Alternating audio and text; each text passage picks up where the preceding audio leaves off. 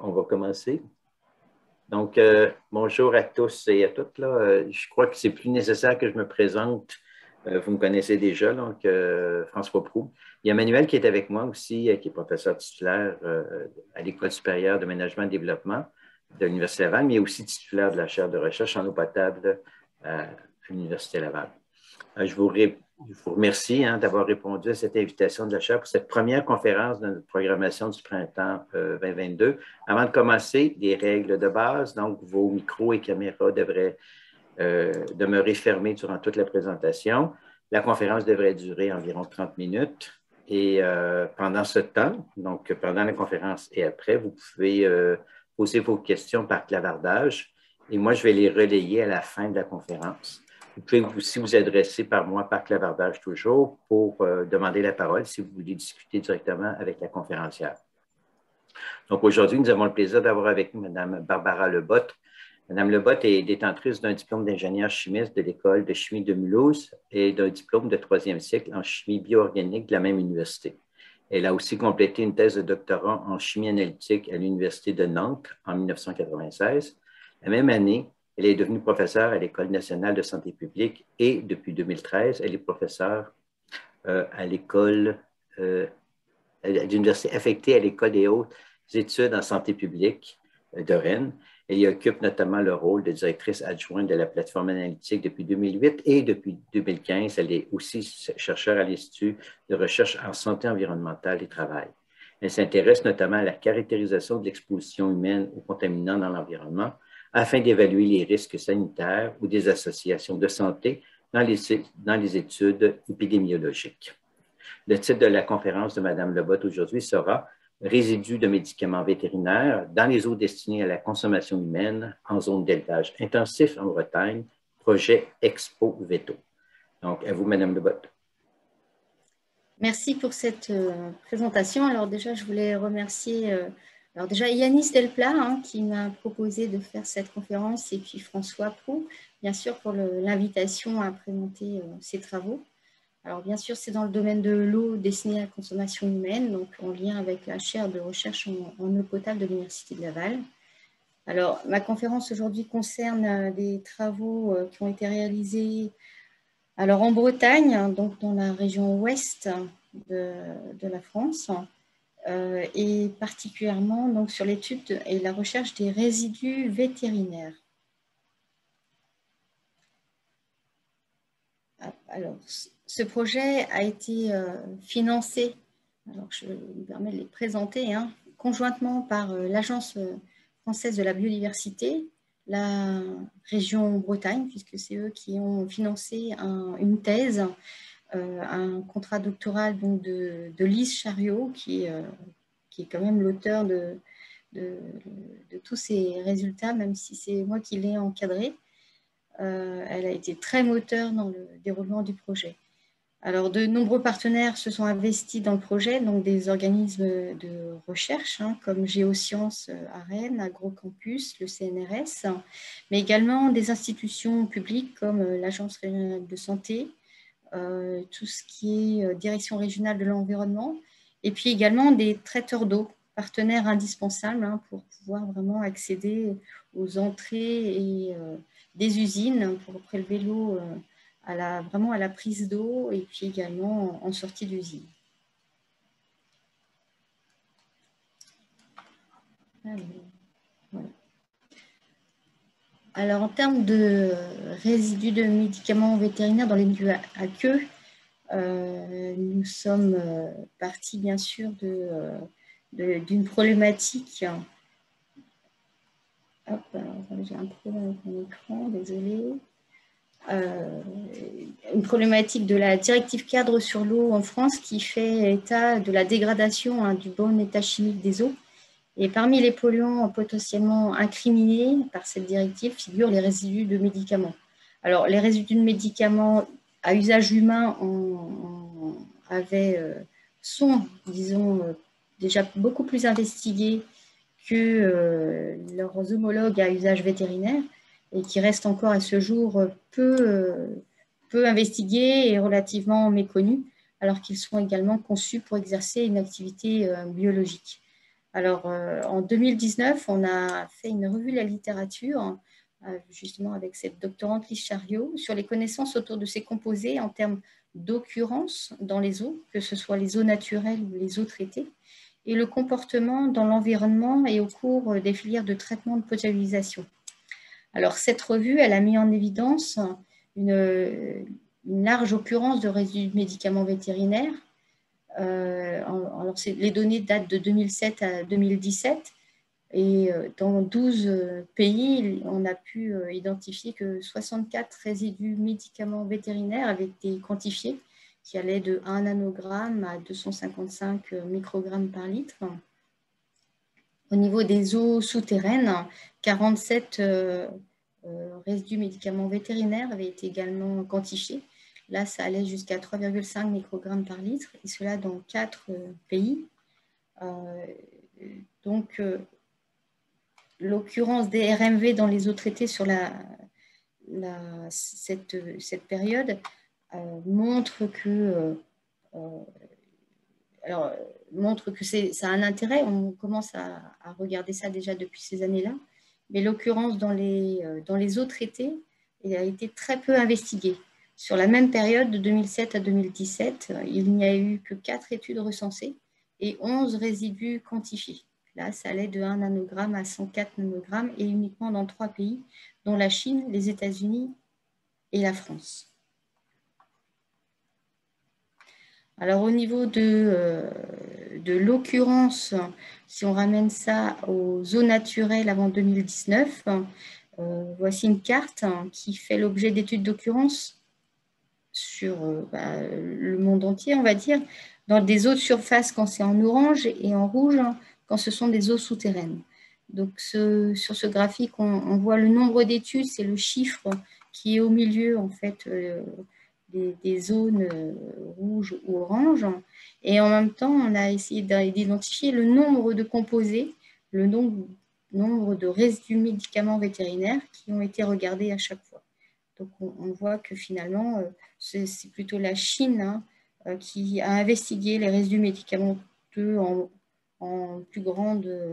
avec un plus grand intérêt, en tout cas 13 études et puis jusqu'à 41, 34 médicaments vétérinaires regardés.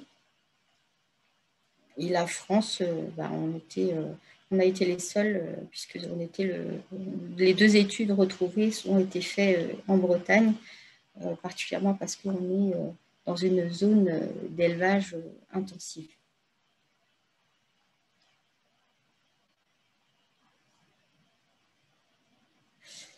Donc, ce dont je viens vous parler est issu d'une revue de la littérature qui a été publiée en 2019 dans le Journal of Hazardous Materials et qui montre bien l'intérêt finalement d'aller regarder ces médicaments dans les eaux naturelles, dans les eaux de surface, mais également dans les eaux traitées.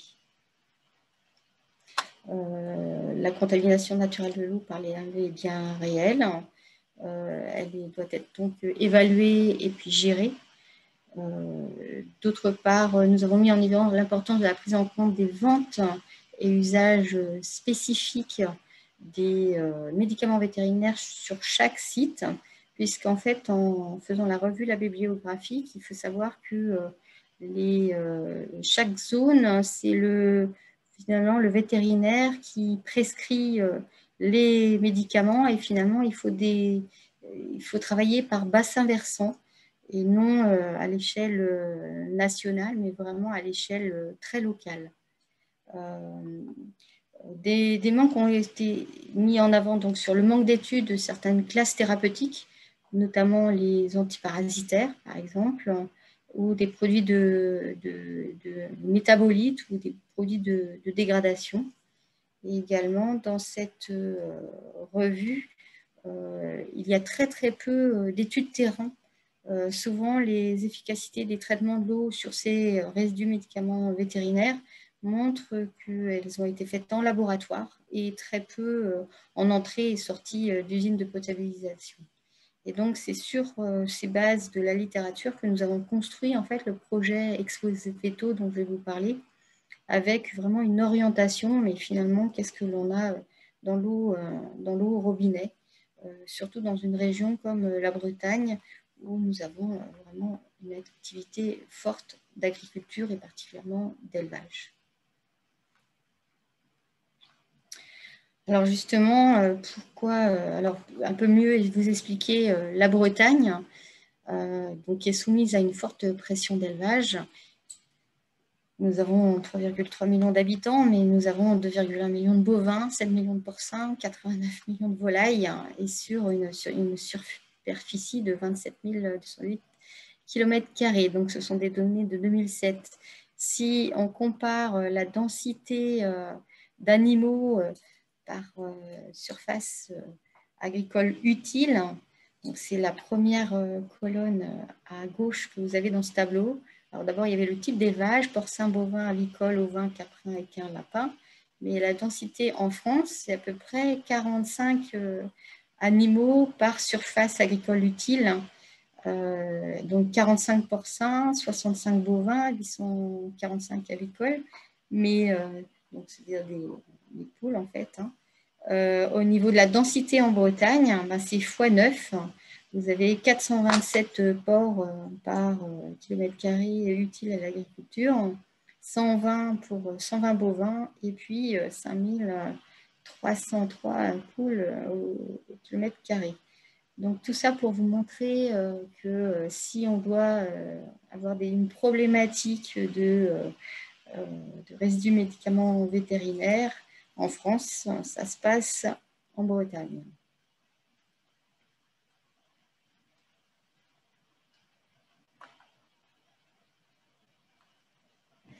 Alors, il existait déjà un article avant le démarrage de la thèse sur une première connaissance de l'occurrence dans des eaux de surface sur un seul bassin versant de 84 km² et qui avait été réalisé par nos collègues. Les analyses avaient été faites au laboratoire de l'ERS, de l'EHESP où je travaille, mais c'était dans une problématique plutôt très environnementale. Et le projet Remède de 2013 à 2015 avait déjà recherché 18 résidus médicaments vétérinaires et quelques-uns avaient été quantifiés de 3 nanogrammes par litre à 1450 nanogrammes par litre dans des eaux de surface. Donc la problématique en Bretagne, en plus du nombre d'animaux d'élevage présents, il y a aussi les ressources exploitées pour fabriquer l'eau potable. Il faut savoir que 75% de l'eau du robinet est produite par de l'eau de surface. Donc, ça veut dire aussi une eau vulnérable à la contamination. Et c'est cette spécificité aussi qu'a la région Bretagne. Il faut savoir qu'en France, 36% de l'eau du robinet, c'est de l'eau de surface, 64% c'est de l'eau souterraine, et ici, c'est tout l'inverse. Deuxième chose, les eaux souterraines, on en a quand même un peu, mais par contre, elles sont prélevées à moins de 15 mètres de profondeur. Là aussi, elles sont vulnérables parce que pas très profondes. Donc, l'objectif du projet Expoveto, c'était de faire un premier état des lieux de la contamination des eaux destinées à la consommation humaine par des RMV. Mais on a d'abord fait une étape de sélectionner des RMV d'intérêt, mais également des sites d'études pertinents. Ensuite, on a développé les méthodes d'analyse chimique à façon, vraiment pour être au plus près de ce qui se passait sur le terrain.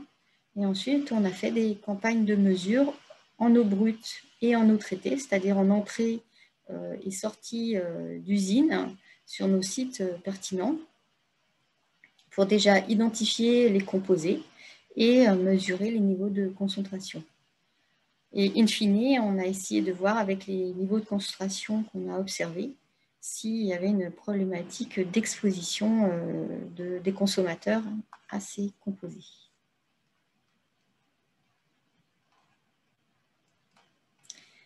Alors, au niveau de la stratégie d'échantillonnage, alors ce projet, il a duré 3 ans dans sa globalité, mais il y a eu vraiment 1 année et demie de prélèvement.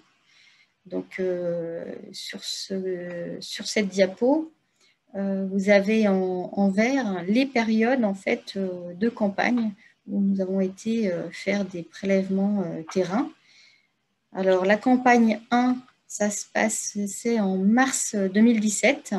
Nous avons fait des prélèvements alors que les épandages, il faut savoir qu'en France, nous avons des périodes d'épandage autorisées et sachant la date n'est pas fixe, c'est décidé administrativement et dès que l'autorisation est donnée, les agriculteurs ont droit d'aller faire leurs épandages. Donc en mars 2017, nous étions hors période d'épandage et ça a été notre première campagne de prélèvement. Ensuite, nous y sommes retournés en mai-juin, pendant la période d'épandage. Elle était théoriquement entre mars et juillet 2017, mais ça s'est passé au mois de mai-juin. Ça dépend bien sûr de la pluviométrie et des conditions climatiques.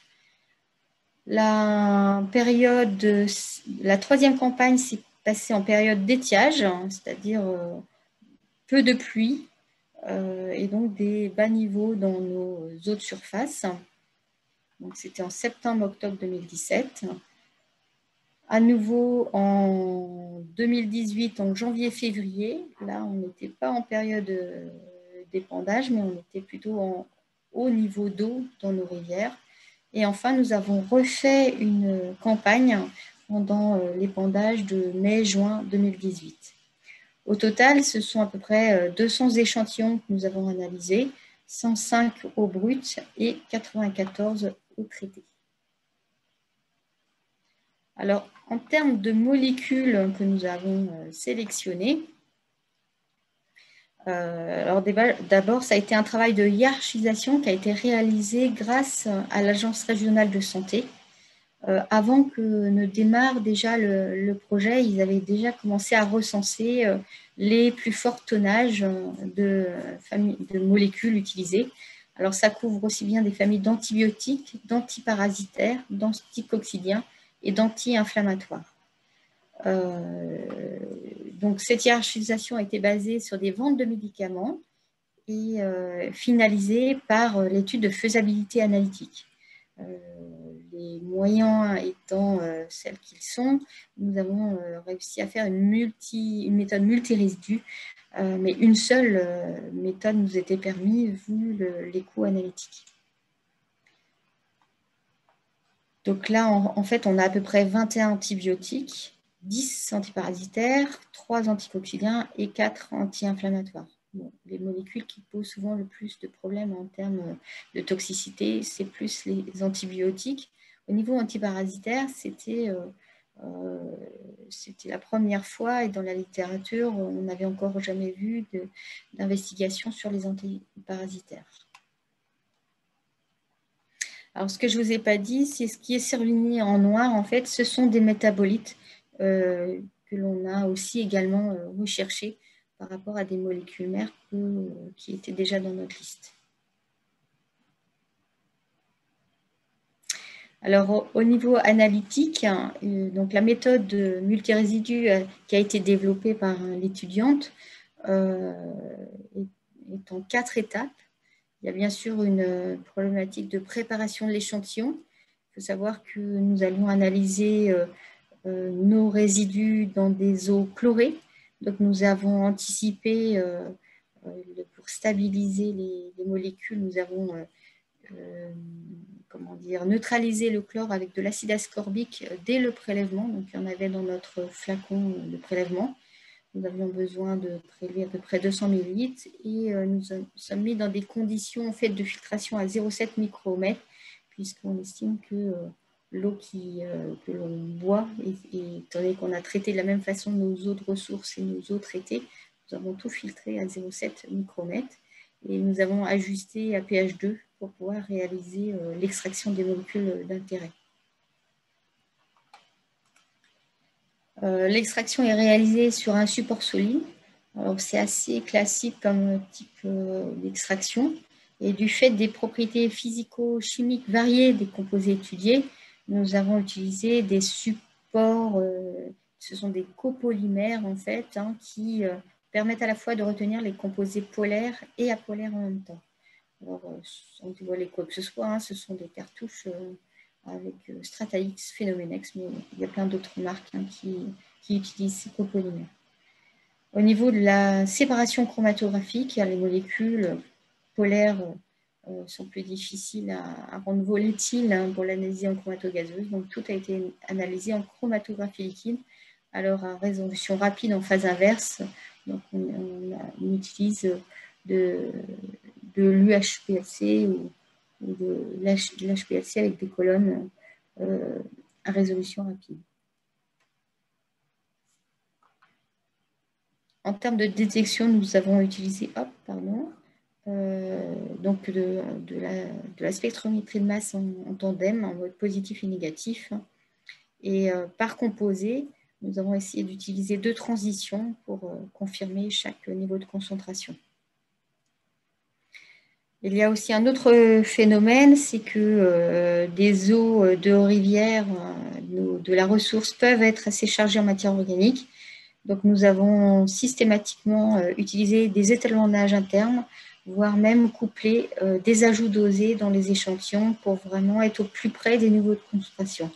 Alors, c'est vrai que le laboratoire, le LERES, où je travaille, est accrédité par le comité français d'accréditation. Et la plupart de nos développements, en fait, sont développés dans ces conditions et même accrédités, que ce soit pour la production de données pour du contrôle sanitaire, mais également pour notre recherche. Donc, l'idée, c'est de produire des données robustes et fiables. Surtout quand il est question ensuite de parler de concentration dans de l'eau potable et si les données doivent être utilisées pour faire de l'évaluation du risque. Alors, j'arrive directement aux résultats. Alors, résultats dans les eaux brutes. Alors, dans ce graphique en bâton, vous avez en bas tout ce qui est C1, C2, C3, C4, C5. Ce sont les 5 campagnes de mesure qui ont été réalisées. Et vous avez 2 couleurs dans chaque bâton. Le vert, alors moi je vois du vert, j'espère que vous aussi, ce sont des échantillons qui sont non contaminés. Donc il y avait 68 échantillons non contaminés. Par contre, 32% d'échantillons qui contenaient des RMV. Donc c'est ce qui est en rouge. Alors, qu'est-ce qu'on peut observer également sur la gauche? À chaque campagne, on a précisé, étant donné qu'on a analysé 38 composés systématiquement, on identifie le nombre de RMV quantifiés. Donc, dans la première campagne, on a réussi à quantifier 6 RMV, quels que soient les échantillons, et il n'y en avait que 32% de positifs. C'est-à-dire 32%, on a trouvé un ou plusieurs RMV. Dans la deuxième campagne, alors il faut savoir que la première campagne, c'était avant l'épandage. La deuxième, c'était pendant l'épandage. Donc, c'est là où on a retrouvé le plus de composés. 53% des échantillons étaient contaminés et 9 RMV ont été quantifiés.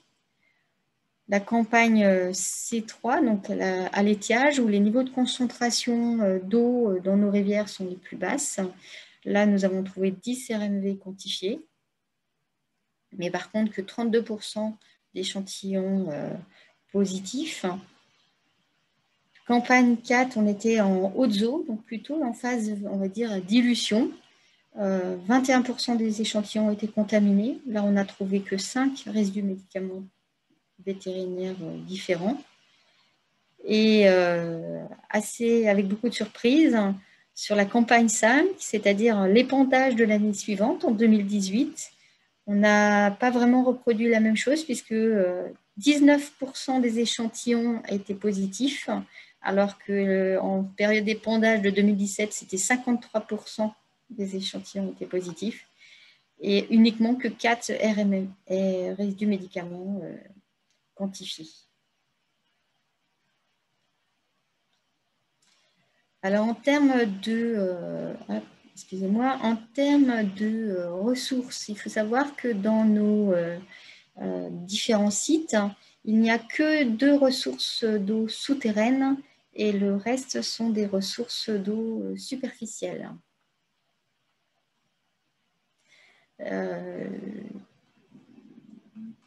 Pour la diversité des molécules quantifiées, c'est dans la campagne 3 finalement, où on a eu le plus grand nombre de RMV sur les 38 recherchés, donc une dizaine.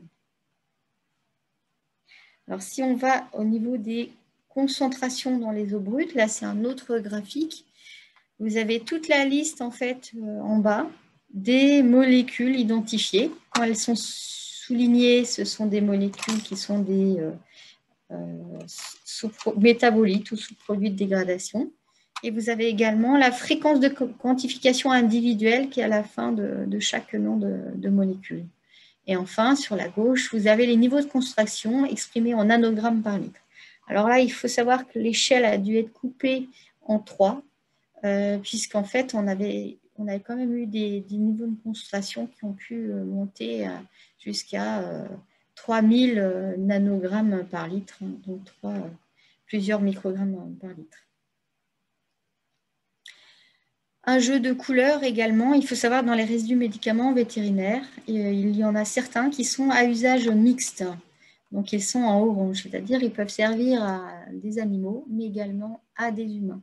Donc la première molécule qui est en plus forte concentration qu'on a pu observer, c'est la sulfadiazine, donc qui est montée le plus haut en concentration.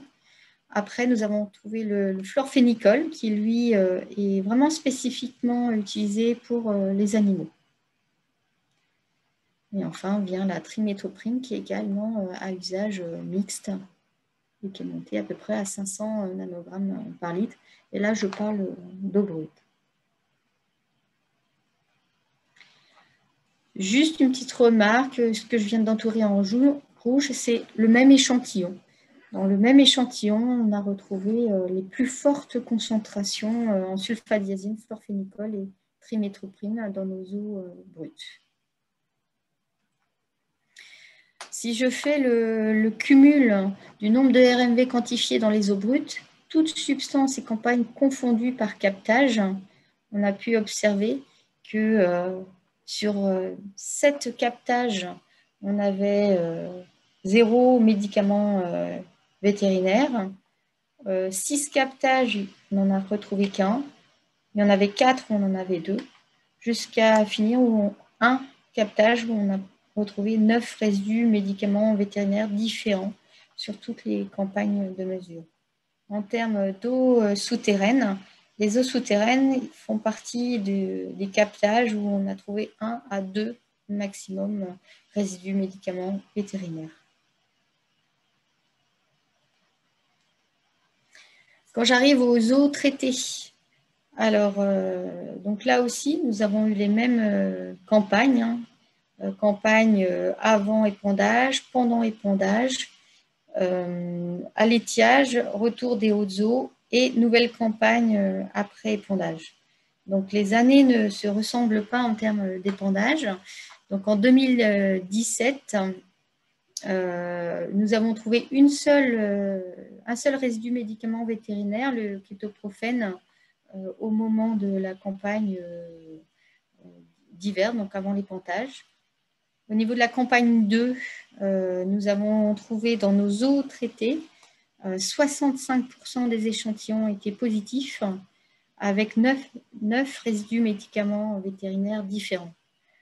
Alors, je ne sais pas s'il faut rassurer la population de Bretagne, mais l'année suivante, on a trouvé uniquement 2 résidus médicaments vétérinaires quantifiés dans nos eaux potables. Donc là, il y a une grosse variation sur 2 campagnes. C'est sûr que peut-être les conditions climatiques ont sûrement joué dans ce transfert des RMV dans l'environnement et dans l'arrivée aussi dans le traitement de l'eau potable.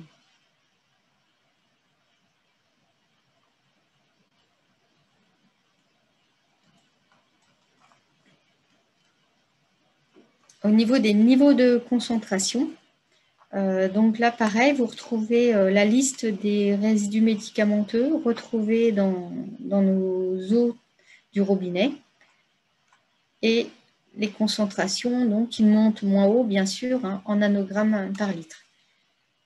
Donc, finalement, globalement, on observe que ce sont surtout des composés à usage vétérinaire qui sont retrouvés. On a retrouvé uniquement le kétoprophène et la sulfadiazine, mais pas forcément dans les fréquences les plus fortes, hein, uniquement 1%, et des niveaux de concentration de l'ordre de 5 à 10 nanogrammes par litre.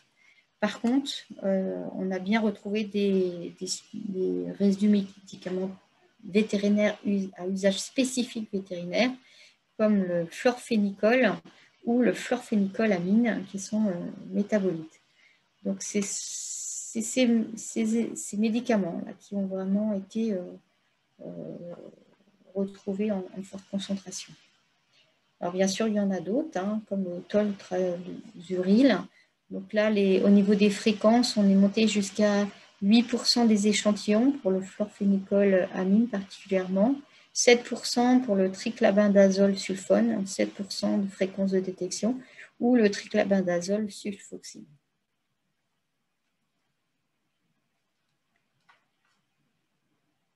Donc, globalement, la plupart quand même des molécules sont inférieures à 40 nanogrammes par litre, et les plus fortes concentrations sont entre 150 et 200 nanogrammes par litre, mais sur très peu d'échantillons.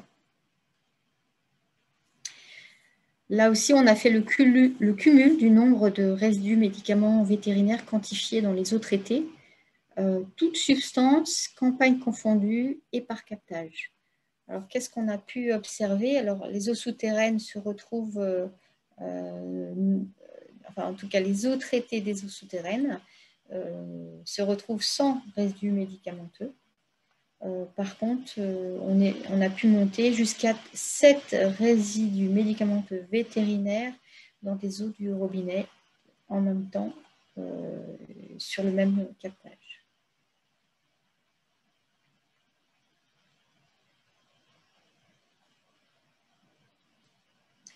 Alors, nous avons essayé de comparer nos données avec la littérature.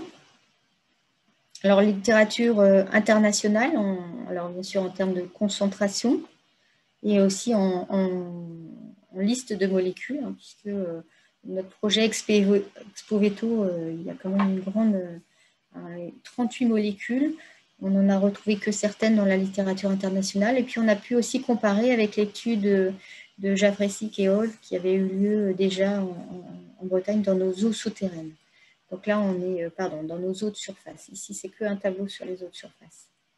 Donc, globalement, en accord avec les concentrations de la littérature internationale, on va dire que c'est quand même assez proche, même s'il faut de 6 à 54, les ordres de grandeur, on va dire, sont respectés. Par contre, on a produit des nouvelles données, genre sur la fluorphénicolamine, thylmycosine, néospiramycine, et puis aussi les antiparasitaires. À ce jour, il n'existe aucune donnée sur les antiparasitaires et dans les eaux qui sont destinées à la consommation humaine recherchée. Et par rapport à l'étude déjà faite sur un bassin versant par rapport à tous les bassins versants que nous avons faits, on a des concentrations plus faibles que ce qui avait été fait dans ce bassin versant qui n'était pas forcément spécifiquement destiné à produire de l'eau en Bretagne. Donc ça, je voulais attirer l'attention sur les antiparasitaires que nous avons trouvés dans nos eaux. Alors, sur les eaux souterraines, nous avons uniquement retrouvé de la thylmycosine et de la flunixine. Ça avait été uniquement une fois répertorié dans un article. Et là aussi, les ordres de grandeur sont de l'ordre de la dizaine de nanogrammes par litre.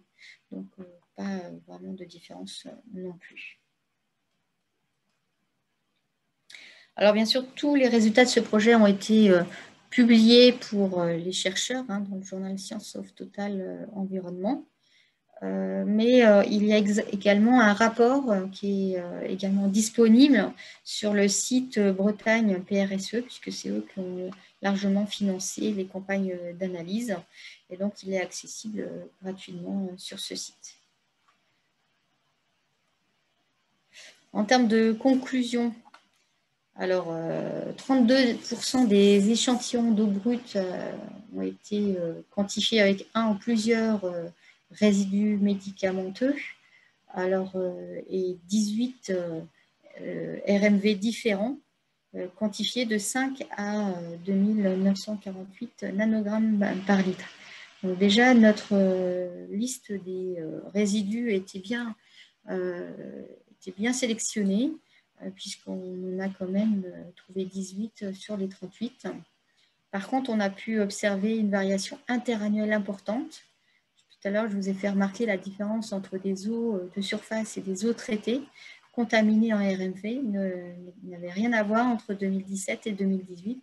On a été exposé via l'eau du robinet en 2017, mais quasiment pas en 2018. Donc, les travaux, surtout environnementaux, sont à faire pour vraiment expliquer ce phénomène. Au niveau des eaux traitées, donc 20% des échantillons étaient positifs avec un ou plusieurs résidus médicaments vétérinaires quantifiés. Et là, on en a trouvé 13 différents, donc 13 de nature différente, et avec des ordres de grandeur de 5 nanogrammes à 211 nanogrammes par litre. Donc, la conclusion, c'est que la population bretonne est susceptible d'être exposée au RMV via l'eau potable. Cette occurrence est bien sûr à relativiser de par les faibles fréquences de détection par composé, puisque c'est systématiquement inférieur à 10%, que ce soit dans l'eau brute ou dans l'eau traitée. Deuxième conclusion, alors je vous en ai peut-être pas parlé, mais la cholestine était hiérarchisée, mais elle n'était pas possible d'être analysée en même temps que les autres molécules de par sa structure, une très grosse molécule. Par contre, c'est la molécule la plus prescrite en Bretagne, à la fois pour les porcins, les bovins et les volailles. Et de même, il y a un mécanisme de résistance à la cholestine transférable qui a conduit à la recommandation d'une surveillance renforcée pour cet antibiotique en France et particulièrement sur la Bretagne. Donc, il y a vraiment dans des perspectives qu'on souhaite poursuivre, c'est de développer une méthode dédiée à cette molécule pour aller regarder ce qu'il y a dans nos eaux destinées à la consommation humaine, c'est-à-dire les ressources, mais également l'eau au robinet. Troisième conclusion, dans les eaux traitées, c'est la première quantification d'antiparasitaires. Fréquences de détection les plus élevées au cours de ce travail, c'était pour l'éprinomectine, la triclobendazole et ses métabolites. Et enfin, on n'a pas encore travaillé sur l'efficacité des traitements dans les usines de potabilisation. Donc, bien sûr, il y aurait des travaux aussi à réaliser, prélèvement moyen en entrée-sortie d'usine, prélèvement intrafiliaire, pour voir à quel endroit on peut les éliminer et comment on peut améliorer les choses en termes d'eau potable. Voilà, j'en ai fini. J'espère que vous avez réussi à suivre et je suis prête à répondre à vos questions. Merci beaucoup, Madame Lebotte. Il y a Manuel qui lève la main pour une question. Donc, vas-y, Manuel. Merci beaucoup, Madame Lebotte. C'est très intéressant, avec beaucoup de données. Ça nous interpelle beaucoup parce qu'on est également intéressé aux contaminants émergents. Évidemment, on n'a pas travaillé ici sur les médicaments vétérinaires. Je me demandais si les échantillons positifs ou ceux qui avaient des plus hautes concentrations à l'eau traitée correspondent aussi à ceux qui en avaient davantage à l'eau brute, si les échantillonnages ont été faits en même temps. Et quelles hypothèses avez-vous par rapport à l'impact de la désinfection ou de l'oxydation de ces composés-là dans les usines? D'accord. Alors déjà, pour répondre sur la campagne de prélèvement, les prélèvements ont été faits en entrée et sortie le même jour à quelques minutes d'intervalle. Donc, ça ne respectait pas forcément le temps de séjour dans l'usine mais c'était sur la même période, dans la même journée, si vous voulez. Au niveau, alors c'est vrai que je ne vous les ai pas montrés, mais dans l'article où il y a les résultats et dans le rapport également, on a superposé les résultats entrée-sortie. Ça donne une indication, mais effectivement, ils étaient bien en entrée, bien en sortie. Peut-être pas tout à fait dans des concentrations où on peut s'attendre à un abattement systématiquement. C'est pour ça qu'on préconise qu'il faut faire vraiment des études en respectant le temps de séjour dans l'usine. Et vous aviez peut-être une troisième question que j'ai peut-être oubliée. C'est l'oxydation. Oui, par rapport à l'impact de l'oxydation par des désinfectants comme le chlore ou comme l'ozone. Oui. Alors, effectivement, quand on a développé la méthode d'analyse, on travaille avec des eaux dopées avec les standards. Et si on a bien neutralisé le chlore au moment où on a prélevé, c'est effectivement que certaines molécules sont sensibles au corps et se transforment en quelque chose d'autre. Soit elles sont détruites totalement, mais j'en suis pas si sûre, soit elles se transforment en d'autres molécules avec des chlores dessus. Donc ça aussi, c'est des perspectives de travail. Merci. J'en profite pour vous remercier, pour dire aux gens que ce n'est pas simple, hein, la mise au point de méthode d'analyse. On passe en 2-3 diapositives, mais c'est énormément de travail. C'est plusieurs mois de travail. Donc, c'est déjà à être à la recherche des étalons pour faire nos mesures, des analogues ou des analogues marqués pour faire le contrôle de qualité. Là, c'est pas évident. Là. Des fois, il faut aller dans d'autres pays pour trouver. Ce n'est pas évident. Donc, félicitations pour ça. Je vois tout le travail qu'il y avait derrière ça. Moi, ma question, ce serait au niveau de la résistance. Vous en avez parlé un petit peu. C'est sûr que c'est un enjeu planétaire, en fait, la résistance aux antibiotiques. On parle de plus en plus qu'il va y avoir des maladies qui vont apparaître sur Terre puis auxquelles on ne pourra pas faire face à cause de la résistance aux antibiotiques. Quelle est votre opinion là-dessus par rapport à l'étude que vous avez faite? Est-ce que vous voyez qu'il y a des risques pour la population à long terme? Alors là, pour l'instant, les niveaux de concentration qu'on a vus dans l'eau potable sont très faibles. Par contre, il peut y avoir peut-être des concentrations beaucoup plus fortes dans l'environnement. Et là, si je vous ai parlé de la colistine, c'est parce que les tonnages sont bien plus supérieurs à tout ce qu'on a pu analyser pour les autres résidus, enfin pour les autres médicaments. Et depuis, il y a des alertes de problématiques de colistine dans notre environnement de la Bretagne, et c'est d'autres services que le nôtre qui parlent de transmission, de résistance à cet antibiotique et qui pose problème. Donc, et en même temps, il y a une difficulté analytique à analyser cette molécule, et donc on est sollicité régulièrement pour la mesurer, pour développer la méthode. Pour l'instant, on ne nous a pas encore proposé de financement pour le faire, mais ça ne devrait pas tarder. Monsieur Serrod, je crois qu'il y a une question que j'ai vu apparaître. Oui, vous m'entendez? Oui. Oui, très bien. Alors, en ce qui concerne la différence entre l'année 2017 et 2018, est-ce que les épandages étaient semblables, solides, liquides ou les deux? Et est-ce que la température ou le climat qu'il faisait ces jours-là était comparable? Alors, on a regardé tout ça, mais a priori, il y avait des événements quand même. Alors, les épandages, ce sont toujours les agriculteurs chez nous, et c'est tout le monde chacun a peut-être des épandages liquides, solides, différents, mais ce sont les mêmes agriculteurs qui vont épandre à la date où ils sont autorisés. Tout le monde est autorisé sur une même période, et c'était les 2 années, c'était relativement tard à ce qui était d'habitude. D'habitude, ici, les épandages se font en mars, et 2017 et 2018, ça a été beaucoup plus tard que la normale, parce qu'il devait y avoir trop de pluie. Sachant que les épandages, en plus, on a une distance par rapport aux rivières, aux sources d'eau.